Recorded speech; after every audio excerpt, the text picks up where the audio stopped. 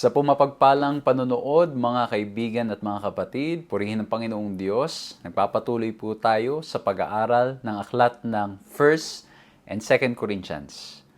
Nagpapasalamat tayo sa ating Panginoong Diyos dahil patuloy nating nakikita sa mga sulat ni Pablo kung paanong itinataas niya ang ating Panginoong Hesukristo. Noong una nating pag-aaral, pinag-usapan natin yung ministry ni Paul sa Corinth, kung saan siya ay literal na nagpunta dun sa lugar na yon at naglingkod. And then, we talk about yung kanyang purpose ng pagsulat ng kanyang letter sa mga taga-Corinth.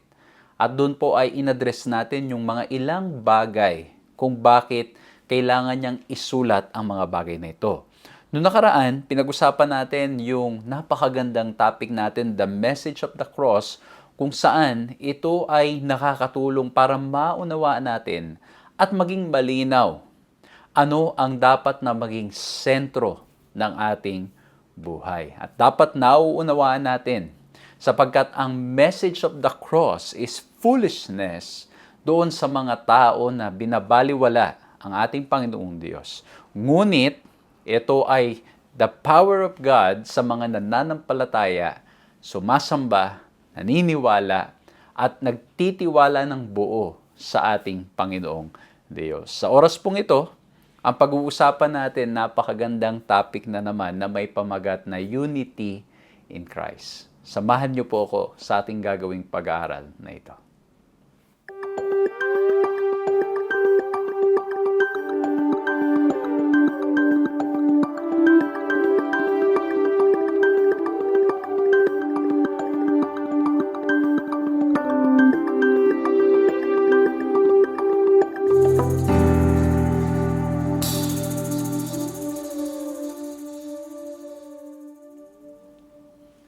Ako po si Pastor John Alexis Mercado at patuloy po kayong sumusubaybay sa paglilingkod na pinagkakalob po sa inyo ng 3 Points Ministries.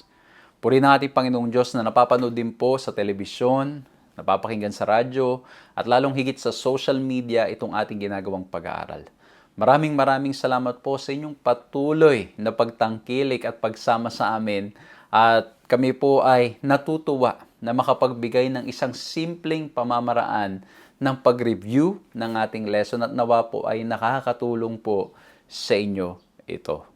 At kung kayo po ay kakasama namin sa unang pagkakataon, we invite you to subscribe or to follow our page para po na sa ganun madali po kayong ma-notify sa mga videos na amin pong nire-release. Dahil nagre-release din po kami ng mga ilang mga static na mga posts, mga video, mga short videos at nawa po ay makatulong rin po yan sa ating mga araw-araw na hinaharap sa buhay. I pray na nasa maayos po kayong kalagayan at gusto ko lang pong kunin ng pagkakataon na magpasalamat sa lahat ng mga kaibigan, sa lahat ng mga kapatid na patuloy pong nananalangin, patuloy pong nagsosupport sa ating ginagawang paglilingkod. Kung kaya naman, patuloy po nating nagagawang paglilingkod o pag-aaral o pag-share ng gospel sa pamagitan po ng online ministry na ito. Maraming salamat din po sa mga kaibigan, mga kapatid na gumagawa ng paraan upang nang sa ganun ang inyo pong lingkod, hindi lamang dito po sa online, kundi makadalaw din sa mga iba't ibang mga lugar, sa mga iba't ibang mga bansa. Maraming salamat po. At purihin ang ating Panginoong Diyos sa mga kapatiran po na namit ko po dyan sa New Zealand. Maraming salamat po sa inyo pong bukas, palad na pag-welcome. I'm very thankful na ma-meet po yung mga ilang viewers po natin, ilang mga kaibigan po natin dyan. And it is only by the grace of God na ang inyo pong lingkod ay nakapunta, naka-attend at naka-asama po, doon po sa ginawang seminar ng ating pong church. Maraming salamat po mga kapatid. All glory and praises to God. And alam nyo, as I try to reflect, talagang sabi ko, Lord, it is only because of you. It is only because of your grace and your mercy why we are able to do these things for His glory. At totoo nga'y sinasabing pag inuna natin ang ating Panginoong Diyos, He will take care of us. Ayan po, no? So again, I invite you to share this program. Pakishare nyo po sa mga kaibigan ninyo, sa mga mahal nyo sa buhay, upang nang sa ganon, ma-notify po, upang sa ganon ay yung mga kakilala natin ay makinabang, mabless dito po sa ating gagawing pag-aaral. Dahil napakaganda ng pag-uusapan natin ngayon. Simulan po natin sa pamamagitan ng panalangin. Let's bow our heads and let's pray. Maraming salamat po, mahal na Diyos. Tunay pong napakabuti ninyo. Salamat po at kayo'y laging nandiyan. Hindi nyo kami pinapabayaan, lagi nyo kaming sinasamahan, pinapatnubayan, pinapalakas. At kayo rin po, Panginoon, ang tutulong sa amin upang maunawaan, maitanim sa aming mga puso ang lahat ng mga bagay na aming mapapakinggan at mababasa at mapag-aaralan ngayon. Salamat po, Panginoong Diyos, at hindi nyo kami papabayaan sa pangalan namin, Panginoong Hesus. Amen. Amen. So muli po, isang mapagpalang panonood, isang magandang umaga, tanghali, hapon, or gabi. Anong oras man na kayo po ay nakakasama namin, maaring kayo po ay nandito sa Pilipinas, nasa US, nasa Japan, nasa Europe, nasa Africa, nasan man po kayo. We are very thankful na nakakarating po sa inyo ang pag-aaral nating ito. Ang pag-uusapan natin ngayon is unity in Christ. And in reality, etong topic po natin, it's true. Unity can only happen when Christ is in our hearts. Kasi bakit? Napakahirap, mga kapatid ko, mga kaibigan ko. Iba-iba yung ating mga pananaw, iba-iba yung upbringing, iba-ibang personality, and for all of that, ingredients na mag-mix at maging united, it's only by the grace of God. Naalala ko po nung ako ay nagpastor, until now naman ay pastor, pero nagpastor po ako sa international church na napakaraming iba't ibang lahi. I cannot forget sa board meeting. Grabe, kasi yung mga culture, yung mga style, how they do things, yung mga words and all. Talagang it is only by the grace of God that the church can be united. Ito nga, kahit di na tayo lumayo kahit nga sa kapwa natin mga Pilipino, 'di ba? Sometimes it is challenging kasi bakit may iba-ibang mga pamamaraan kung paanong ginagawa yung isang bagay. Pero dito po pag-uusapan natin how we can be united in Christ. At ano yung ingredients para maging united? Kasi minsan, ang nangyayari, ang ibig sabihin ba, in order for us to unite, we will compromise our faith? We will compromise principles? Yun ba ang ibig sabihin ng pagiging united na sige, hayaan mo na lang na mali. Tuloy na lang tayo, sama-sama na lang tayong mali. At least united tayo. Naalala nyo yung kwento sa Genesis chapter 11? They were united for the wrong purpose. Is that what we want to happen? No.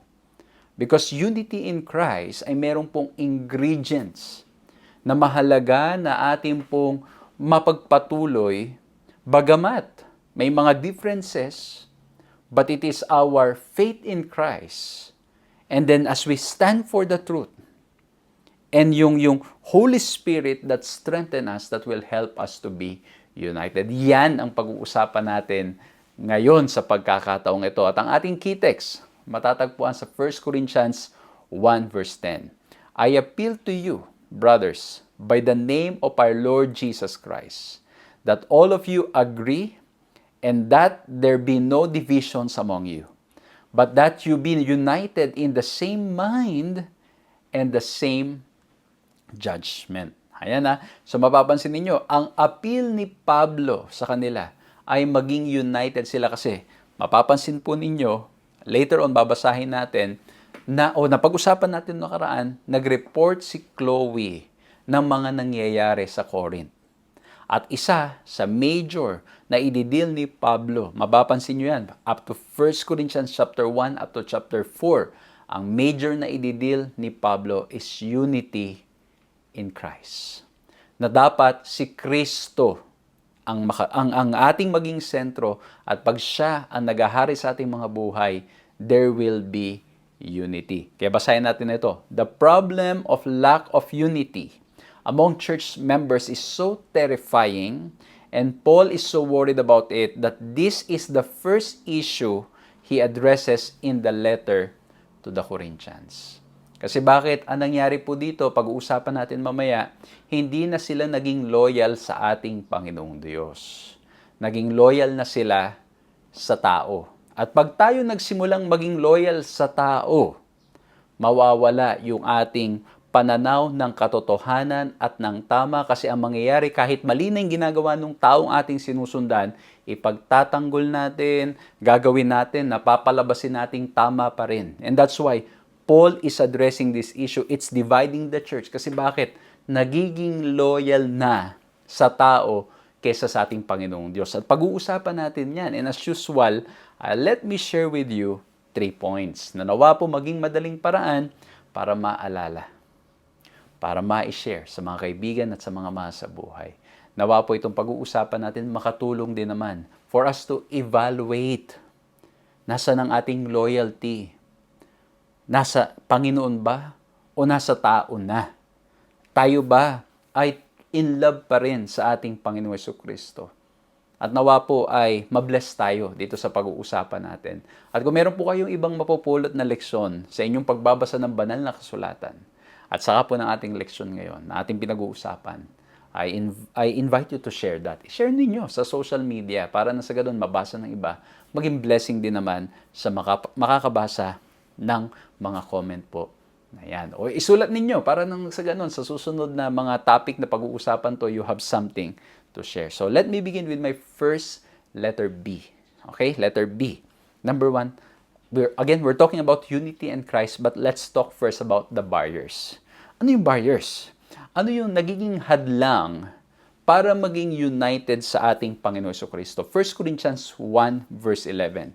For it has been reported to me by Chloe's people that there is quarreling among you, my brothers. Ayan na, ang sabi sa verse 11, yung sinabi ko rin kanina, at napag-aralan din natin ng first lesson, si Chloe reported that there's quarreling, there's division among the people, among the Christians in Corinth. At ang ginamit dyan na Greek word ay yung schisma, na mababasa, o yung division sa verse 10 ay schisma, and then yung contention sa verse 11 or quarreling ay eris. Ano ibig sabihin nito? Yung schisma, yung Greek word na to, it means there is differences of opinion resulting in factions. Well, normal na isang grupo, malaking grupo, lalo na kung iba't ibang lahi, you have different opinions how you want to do things.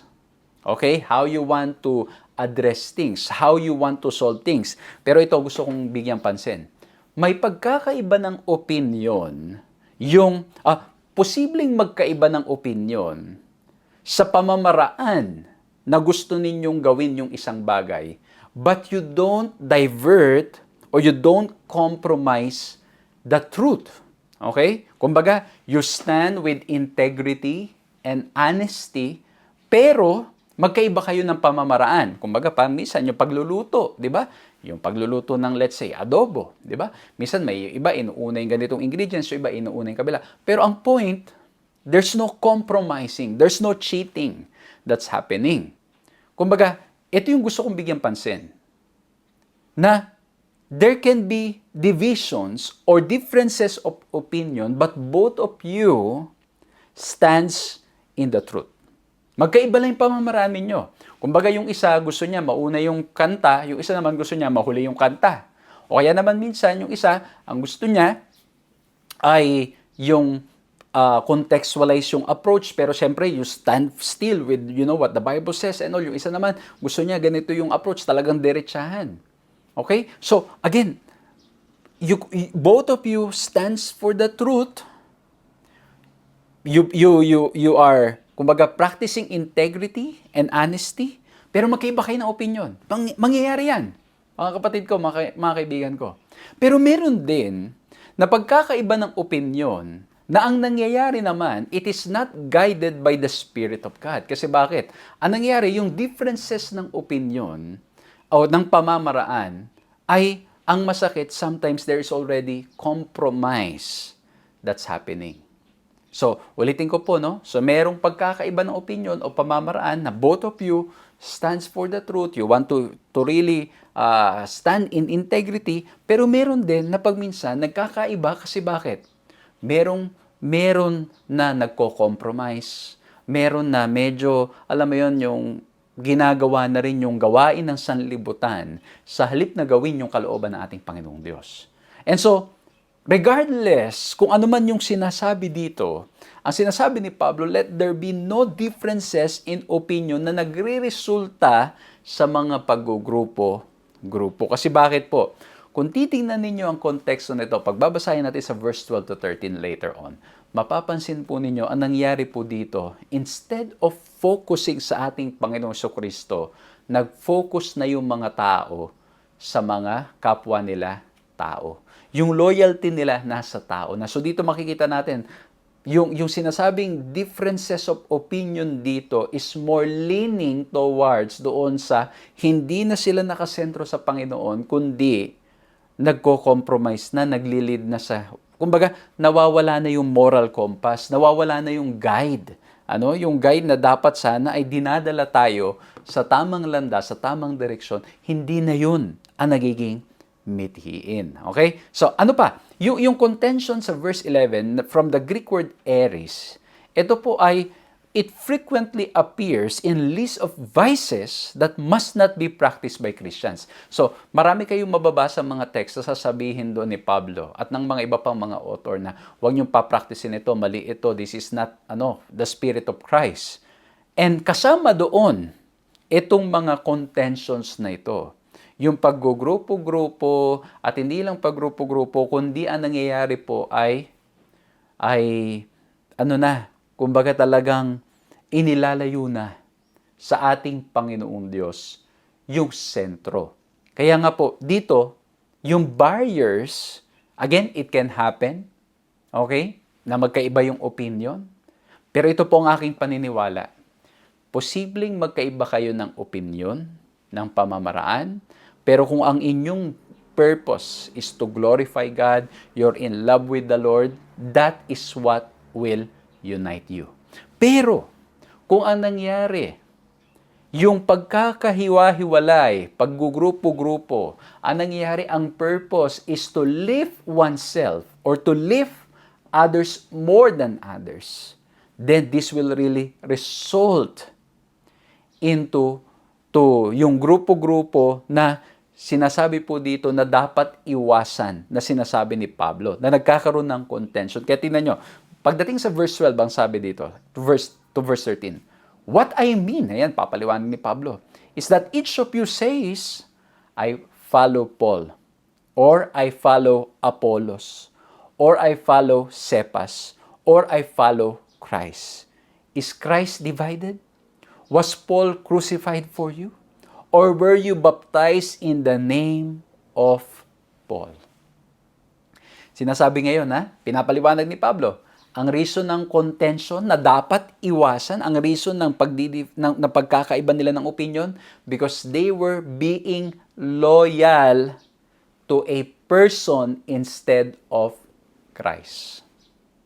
At alam nyo mga kapatid, tulad po namin binanggit ko kanina, pag ang naging loyalty na natin ng ating pagsunod ay loyalty na sa tao at hindi na sa ating Panginoong Diyos, mawawala yung ating moral compass ng tama o mali. Kasi pag naging loyal ka sa tao lamang at hindi ka na naging loyal sa Panginoon, anumang sabihin ng tao, susundin mo na lamang, hindi mo na i-assess kung tama ba o mali. Lagi mo na lang pagtatakpan yung kanyang ginagawa. Don't get me wrong mga kapatid, mga kaibigan, babalansihin natin to kasi mamaya, makikita rin po natin that those who are truly following the Lord, yes, no one is perfect, but those who are truly following the Lord will not allow yung mga ganito. Kasi tulad niyan, pwedeng ang ginawa sana ni Pablo dito, sinabi niya, yung mga sumusunod kay Apollos, yung mga sumusunod kay Cephas, i-ano nyo yan, huwag nyong pansinin yan. Sumusunod kayo sa akin, ako si Paul, tama yan. Yan talagang pinakatama. Alam yun, kung paiiralin yung human nature, pwedeng ganun na maging approach ni Paul. Pero hindi, anong ginawa ni Paul? Sabi niya, no. Ang leader na maayos, ang leader na dapat nating talagang, alam mo yun, respetuhin, ay yung tao na ibabalik tayo sa ating Panginoong Hesukristo. He will promote unity within the church. Hindi yung ang gagawin niya ay i-divide niya ang iglesia ng Diyos. Kasi ang gusto niya maging loyal sa Kanya yung mga tao. And this is the barrier that we are experiencing. And hindi lang ito issue ng panahon ni Pablo. This can also be, or maybe this is also an issue today. That we want people to be loyal to us instead of loyal to Jesus Christ. Minsan, yan na nangyayari kahit sa social media. Di ba, yung mga followers. Parang ang gusto mo, ikaw lang ang sinusundan ng mga tao. Gusto mo, ikaw lang yung pinapakinggan. And that's why I always say, mga kapatid, mga kaibigan ko, if somebody is already urging you to just or encouraging you to be loyal only to him as a person, then you need to start reassessing. You need to start checking. Kasi baka mamaya, hinihimok ka na nitong tao para maging loyal sa kanya kaysa maging loyal sa ating Panginoong Hesukristo.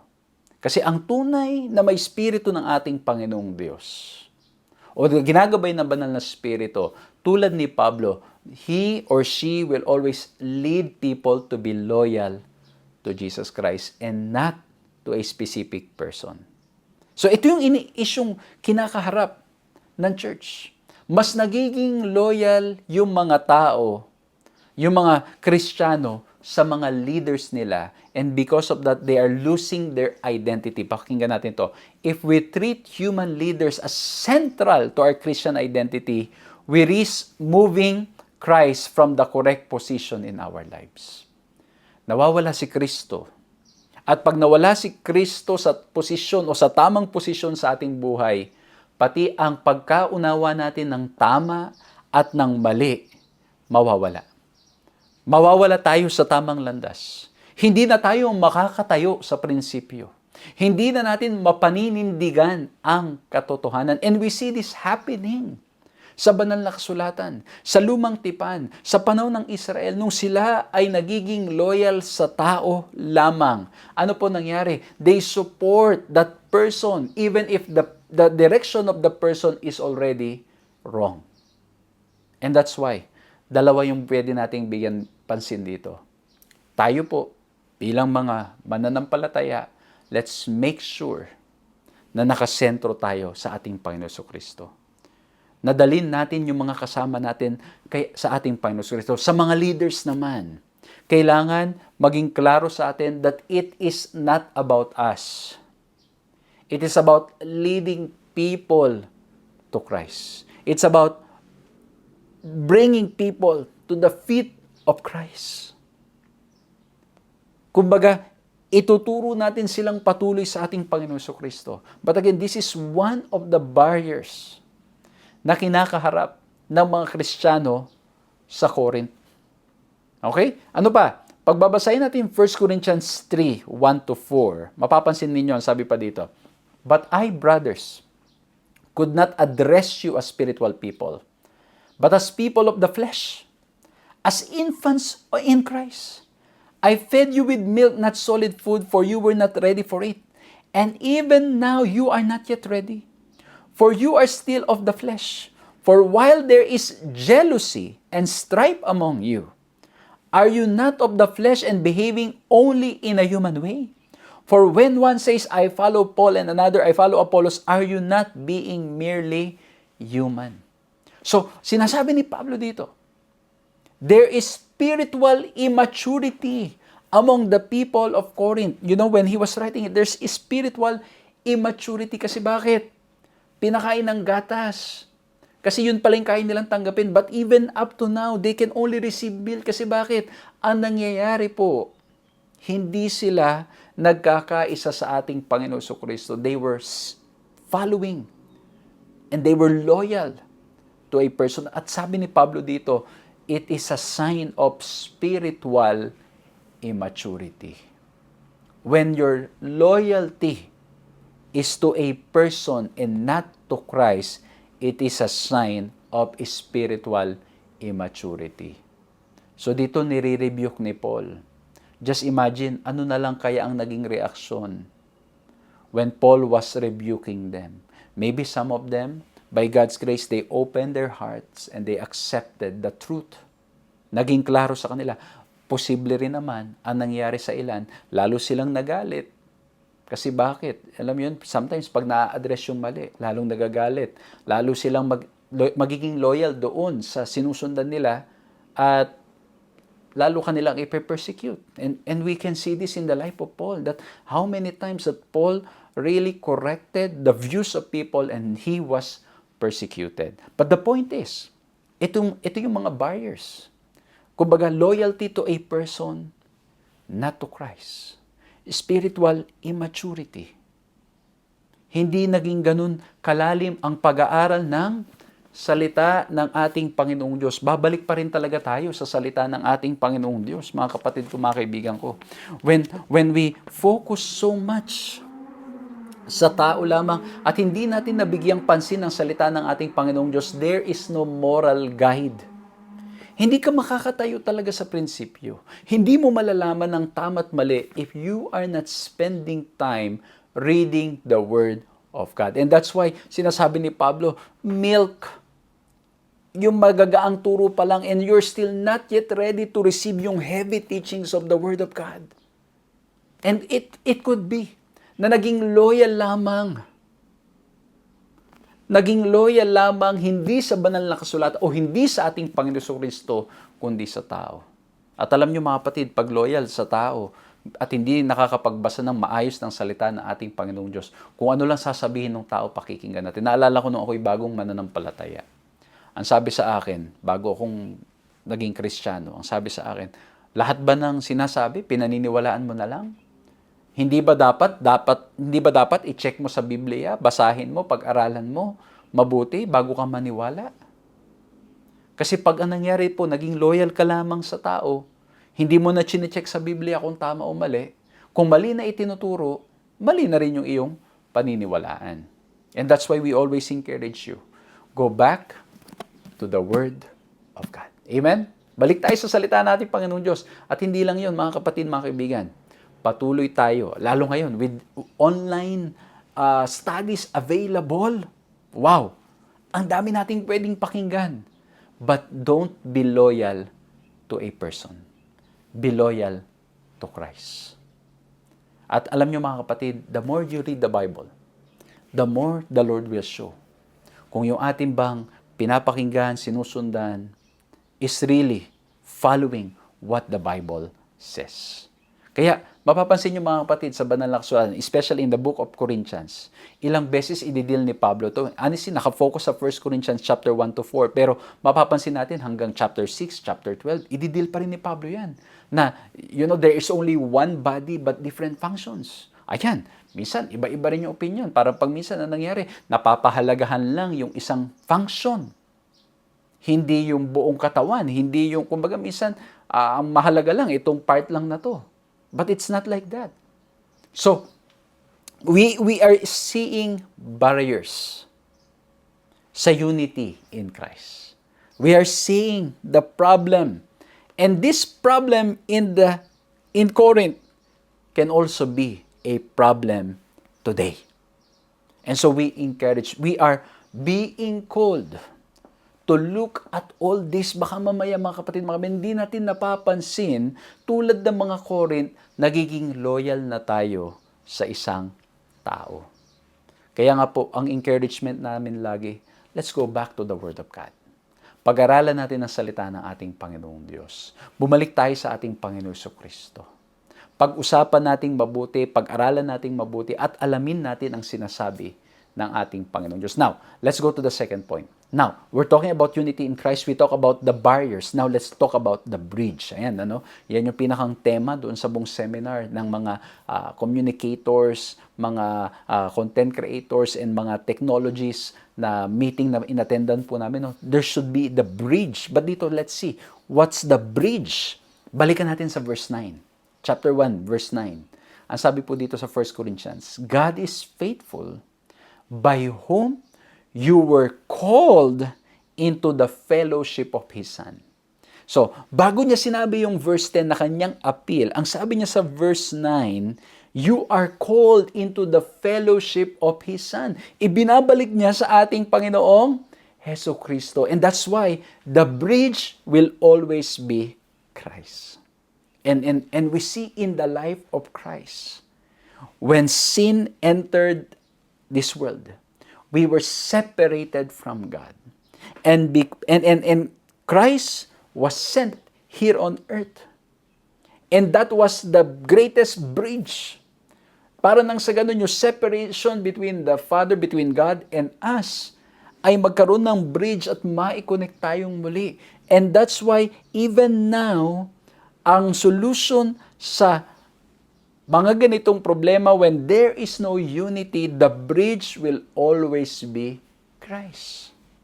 We need to be centered sa ating Panginoong Jesucristo. Binabalik tayo. Sinasabi ni Pablo, you're called in the fellowship of His Son. You're not called to be followers of Paul, to be followers of Cephas, to be followers of Apollos, or Peter. No. You're called to follow Christ. Kaya pagdating dito sa verse 10, after niyang sabing ang sentro ay dapat nasa ating Panginoong Jesucristo, pagdating sa verse 10, ang sabi niya, I appeal to you, brothers, that by the name of our Lord Jesus Christ. Again, by the name of Jesus Christ. All of you agree, and that there be no divisions among you, that you be united in the same mind and the same judgment. And so again, it's Christ that even though there's differences in opinions, there's differences in our approach, when we are truly in love with Christ and our sole purpose is to glorify God, to honor God, hindi para nang sa ganun itaas ang ating mga sarili, by God's grace, we will learn to be humble and to work together. Amen? Kaya po, ito mga kapatid, napakaganda. Ang bridge, ang solusyon, walang iba, ang sagot, ang ating Panginoon Jesucristo. as we continue to grow in our relationship with the Lord, He gives us pure motives. He gives us the heart of sacrifice. He encourages us and He transforms us and changes us, and we learn to be humble. That it's never about ourselves. It's never about your name. It's never about me being known. It's about Christ's name being known. It's never about me. It's always about Christ. Grabe, ang ganda ng pag-aaral natin ngayon.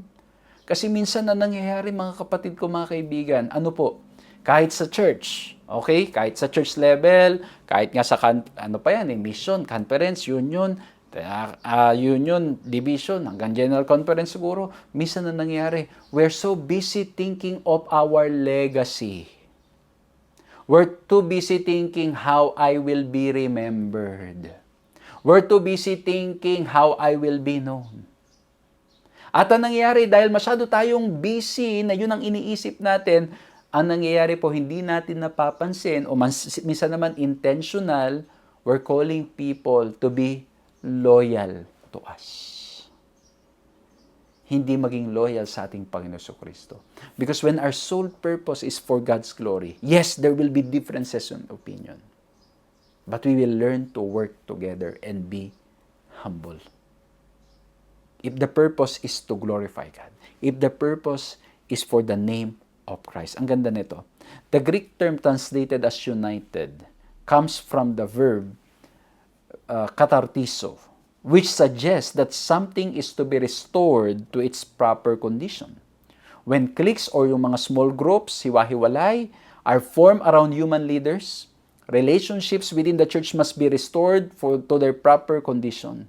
And that can happen through unity in Christ and the death to self it entails.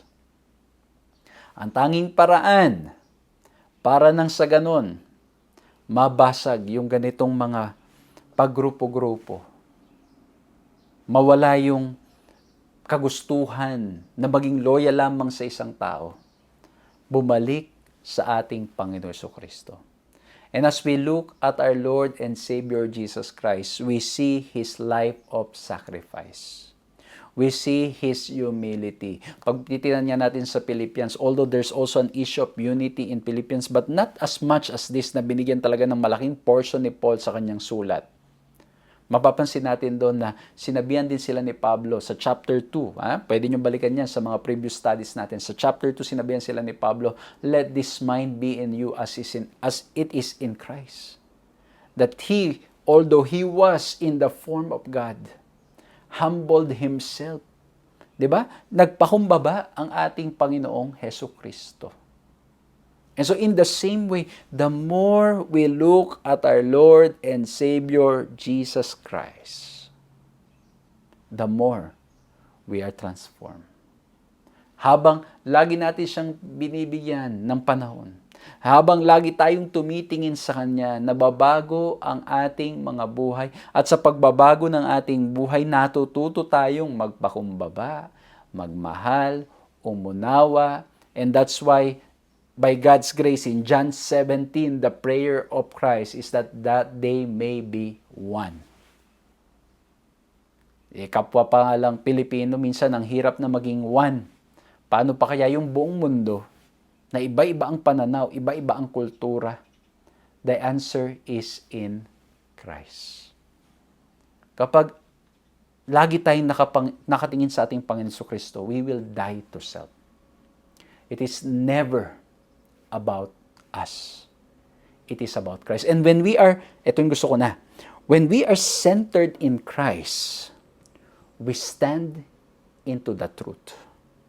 You can never say that you're centered in Christ but you're not grounded in the Scripture. Hindi mo masasabi yan na nakasentro sa Panginoon Jesucristo pero hindi nagbibigay ng panahon sa salita ng Diyos o hindi nakakapagbasa ng salita ng Diyos. And when that's why when we are centered in Christ, we know the truth. And we continue to stand in the truth. We don't compromise. Hindi natin babaliin yung mga prinsipyo ng banal na kasulatan. Hindi natin i-compromise yung katotohanan. We will continue to stand in the truth. Kaya nga po, pag sinabing unity in Christ, when we look at the ingredients, it's about, of course, it's Christ. And in Christ, He is the way, the truth, and the life.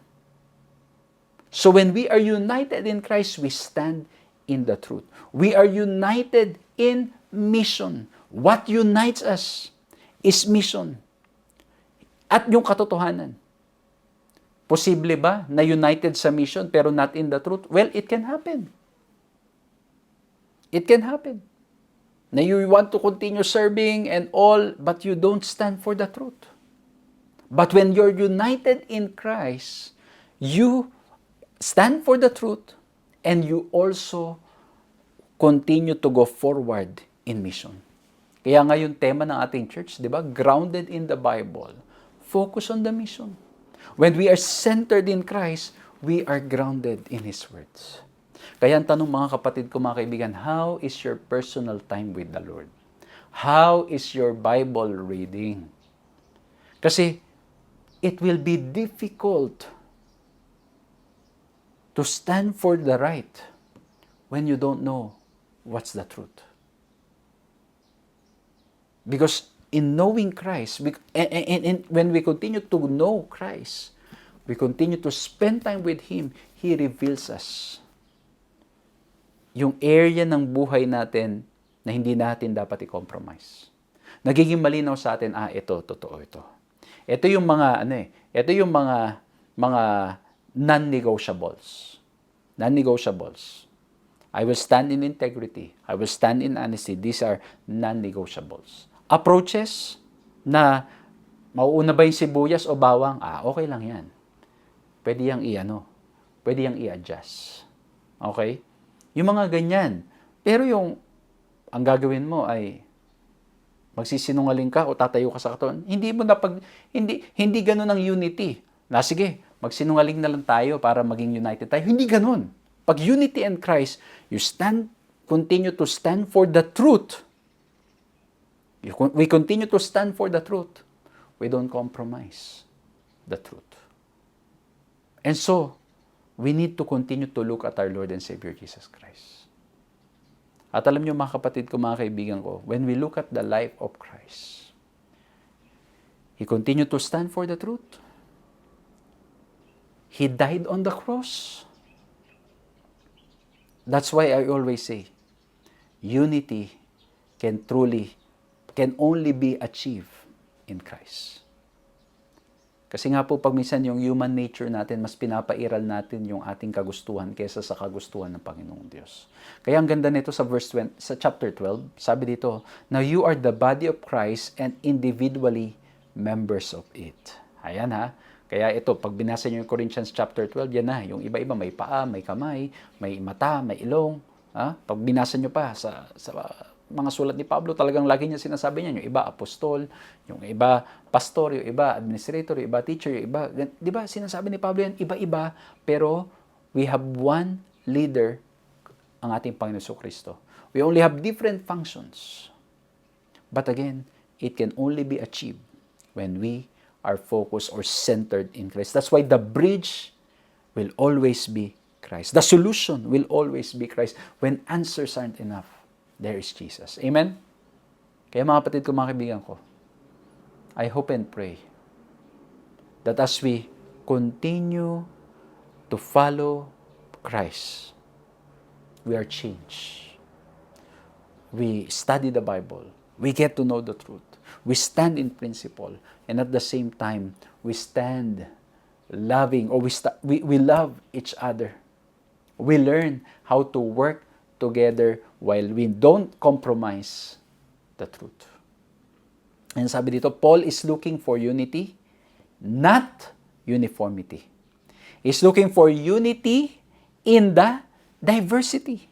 More than that, he is looking for unity despite diversity.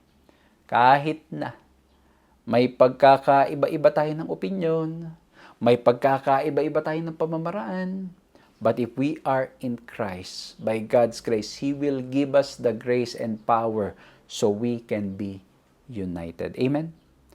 By God's grace, only possible in Christ. Kaya nga ang tanong po ngayon, kamusta po ang ating relasyon sa ating Panginoon Kristo? Nakasentro ba ang buhay natin sa ating Panginoon Kristo? This is a good time to evaluate.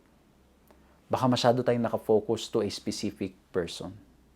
Or baka naman, tayo ay leaders ng church and we are wanting na ang mga tao maging loyal sa atin instead of being loyal to Christ. I hope that this will be an opportunity for us to be reminded that we should be centered sa ating Panginoon Kristo. Dalhin natin ang ating mga sarili, o by God's grace, ipanalangin natin. Isuko natin ang ating mga sarili. Talagang ilapit natin sa Panginoon at sabihin natin, Lord, tulungan niyo po kung kayo maging sentro ng aking buhay. At kung kayo po ay may pagkakataon na makapagsalita o kaya mag-lead ng grupo o kayo na mismo ngayon ay nagli-lead, ipanalangin natin, Lord, tulungan niyo po ako na ang mga tao ay madala ko po kay Kristo at hindi po sa akin o sa kung sino mang mga tao. So again, number 1, we talk about the barriers.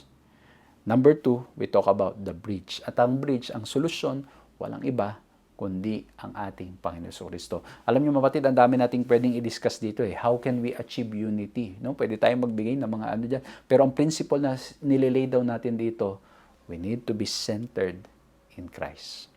Kailangan si Kristo maging sentro ng buhay natin. So spend time with Him every day. Spend time having devotionals. Read the Bible. Spend time praying. You know? Ito po, yung mga online na mga ganitong pag-aaral, then after the online, you read the Bible, spend time, talk to God, pray to the Lord that He gives us the knowledge, the wisdom, and also give us the heart, the desire to know Him more and more. So number 1, we talk about the barriers. Number 2, the bridge. And lastly, ang linagay ko po dito, unity in Christ. Let's look at the behavior. Okay? Ano dapat yung behavior na makita sa mga nakasentro sa ating Panginoon Kristo? So we can be united or yung behavior na merong talagang makakakitaan mo ng spirito ng ating Panginoon ay naroon. Makikita po natin sa 1 Corinthians chapter 4, 1-2. This is how one should regard us. Ang ganda nito. Si Pablo, sinasabihan niya yung mga taga-Corinth. Ganito ang paraan kung paano nyo kami patutungan. As servants of Christ and stewards of the mysteries of God. Moreover, it is required of stewards that they be found faithful. So, again, ang ina-address niya, yung hindi pagkakaisa-isa. Kasi nga meron silang loyalty sa isang tao, dapat maging loyal sa ating Panginoon Kristo. At ang sabi niya, ganito nyo kami titignan. Kami ay mga alipin ng ating Panginoong Kristo. Hindi kami mas mataas sa ating Panginoon Kristo. Kami mga alipin lamang na pinagkalooban ng katotohanan, na nalaman namin ng katotohanan na ipinapahayag namin sa inyo. Kami mga alipin lamang. Huwag kayong maging loyal sa amin. Ha? At ang sabi naman niya, sa aming mga alipin o mga stewards, pinagkatiwalaan na ating Panginoong Diyos, kailangan kami matagpuang nagtatapat. So makikita natin ano yung behavior ng church at ano yung behavior ng mga pinagkatiwalaan ng Diyos. Let's say, ng leadership role. Yung pinagkalooban ng Panginoong Diyos ng gift na mag-lead o kaya mag-preach or alam nyo, ano daw po, matagpuang nagtatapat. At pag sinabing katapatan, ibig sabihin, yung mga mangangaral, mga leaders, dapat ang ipinapahayag, walang iba kundi ang Panginoon Kristo, ang itinataas ang ating Panginoon Kristo, at dinadala ang mga kapatid sa mas malalim na pagkaunawa at pagkakilala sa ating Panginoong Heso Kristo. Amen?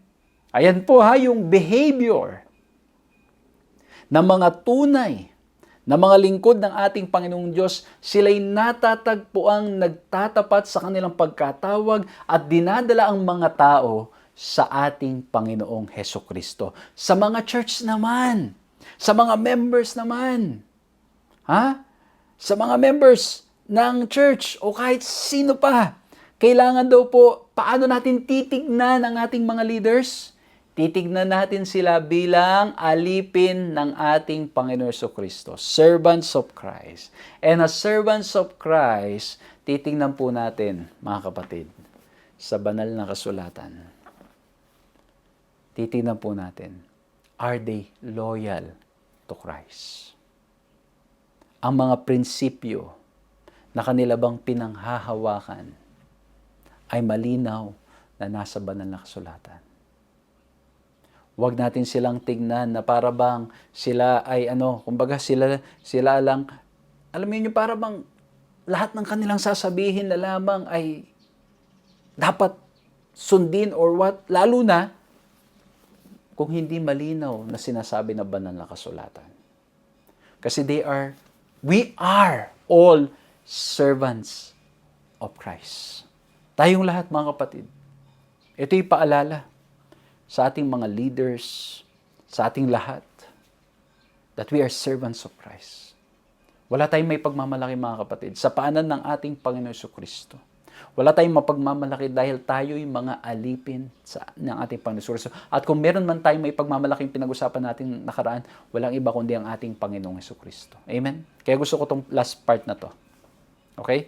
Basahin natin to. The fact that we should not form cliques or small groups na naghihiwa-hiwalay, na grupo-grupo, especially around human leaders, does not mean, pakinggan niyo to, babalansin natin, we should not support our leaders. Ayan hindi ibig sabihin, wag natin susuportahan. Ibig sabihin, wag mo nang susundin, wag mo nang rerespetuhin. Hindi ganun ang ibig sabihin natin.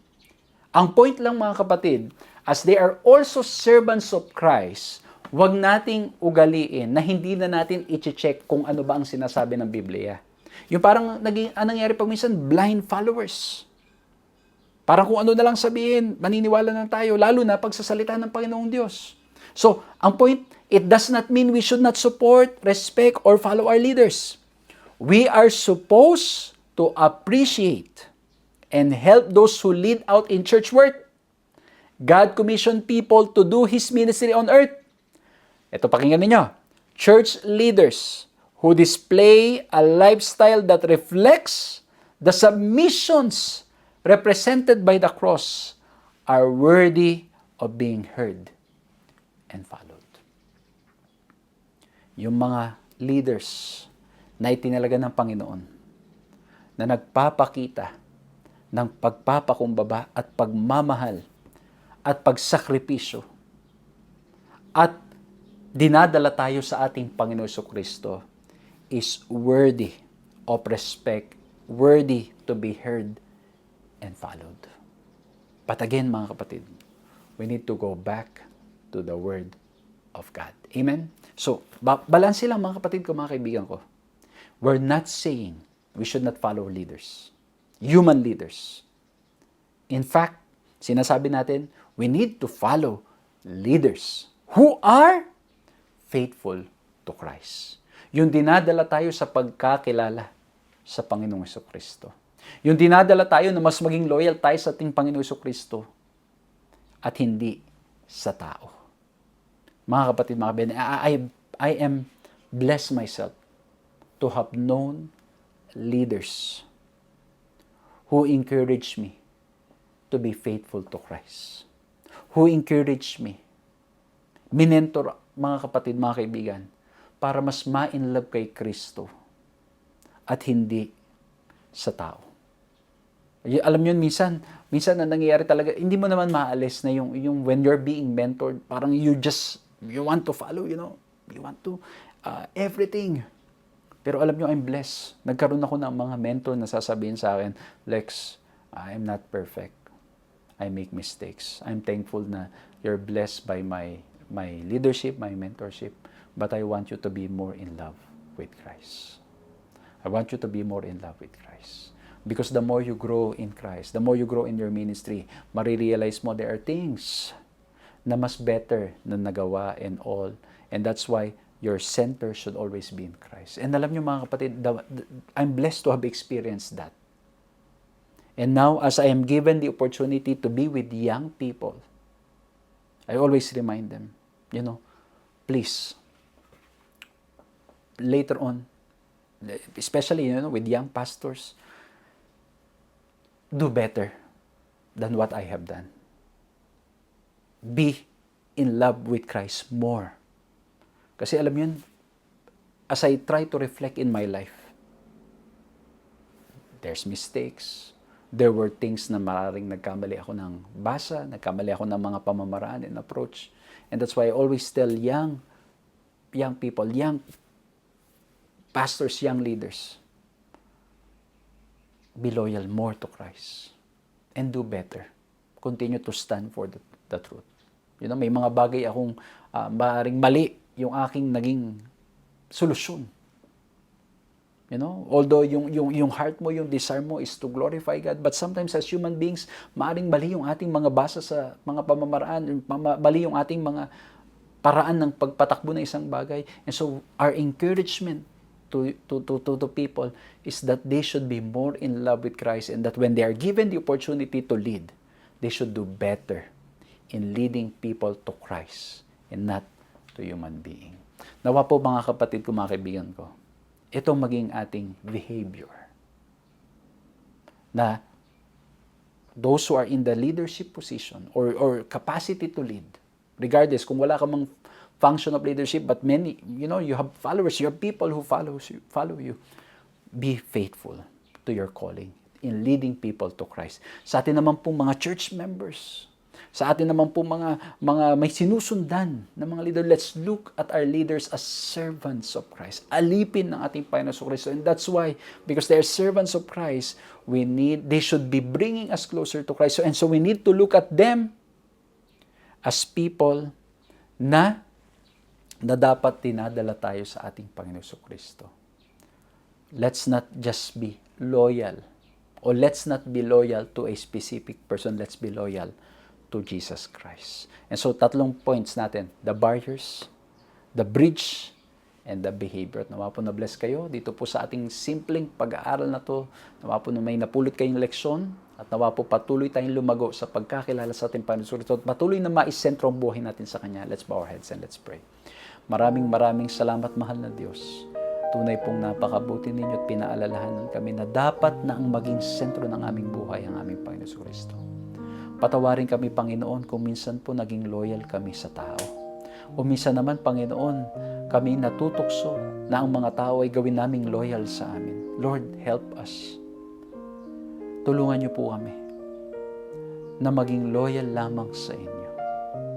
At tulungan niyo po kami, Panginoon, that as we are leading or being led, tulungan niyo po kami to respect and love one another.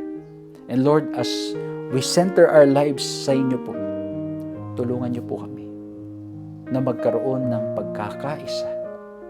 While we stand for the truth, while we are grounded in the Bible and focus on the mission, tulungan kami maging sentro sa inyo. Magkaisa kami sa pagpapalaganap ng inyong pangalan. Maraming salamat po sa pangalan naming Panginoong Hesus. Maraming salamat po sa inyong ginawang pagsama sa ating programang ito, at nawa po'y nakinabang kayo at na-bless po kayo, at nawa rin po ay patuloy nating ma-share ang program na to. Mas marami pa po nawa ang marating at makarinig ng pag-aaral ng ating simpleng pag-aaral na ating ginawa, at nawa po patuloy na ang ating mga buhay ay maisentro sa ating Panginoon Kristo. Muli po maraming salamat sa inyong mga panalangin at pagsuporta sa ating mga paglilingkod, kung kaya naman patuloy po nating nagagawa ang mga ganitong pag-aaral. Muli po maraming salamat. Magkita-kita po tayong muli sa susunod na pag-aaral. God bless you.